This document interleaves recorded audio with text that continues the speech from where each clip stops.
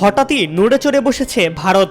ইনকিলাব মঞ্চের মুখপাত্র শরীফ ওসমান হাদির জানাজায় লাখো লাখো মানুষের ঢল এবং তাদের আধিপত্যবাদ বিরোধী মনোভাব দেখে দিল্লির চিন্তায় হয়তো আসছে পরিবর্তন। তাই তো উদ্ভূত পরিস্থিতি সহ বিভিন্ন ইস্যুতে ঢাকা দিল্লি উত্তেজনা নিরসনে বাংলাদেশের সঙ্গে সরাসরি আলোচনায় আগ্রহী ভারত সরকার।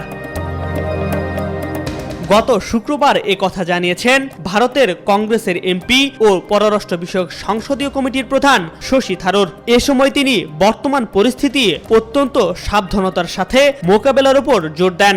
ভারতীয় সংবাদ মাধ্যম এনডিটিভির এক প্রতিবেদন থেকে এ তথ্য নিশ্চিত হওয়া গেছে।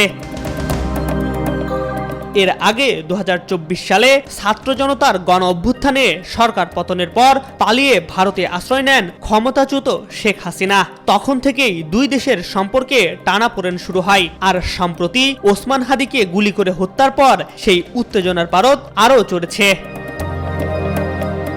চলমান অস্থিরতায় সব পক্ষকে সংযম প্রদর্শনের আহ্বান জানিয়ে শশী থারুর জানান, চলমান সংকট কাটাতে বাংলাদেশের সাথে সরাসরি সংলাপে বসতে চায় ভারত। তিনি আরো বলেন, ভিসা সেন্টার অভিমুখী বিক্ষোভ কর্মসূচির কারণে ভারত যেতে ইচ্ছুক সাধারণ বাংলাদেশিরা ভোগান্তির শিকার হচ্ছেন, যা অত্যন্ত হতাশাজনক।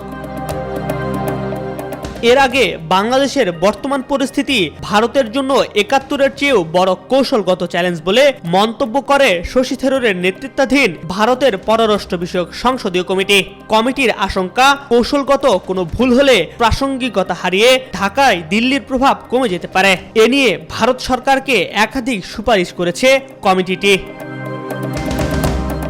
ভারতে শেখ হাসিনার অবস্থান নিয়ে সংসদীয় স্থায়ী কমিটি দাবি করেছে তাকে কেবল মানবিক কারণে আশ্রয় দেওয়া হয়েছে এবং কোনো রাজনৈতিক কার্যক্রম চালানোর সুযোগ দেওয়া হচ্ছে না। তিনি নিজস্ব ডিজিটাল ডিভাইস ব্যবহার করে বক্তব্য দিচ্ছেন বলে দাবি করেছে ভারতের পররাষ্ট্র মন্ত্রণালয়। MR আকাশ, আজকাল।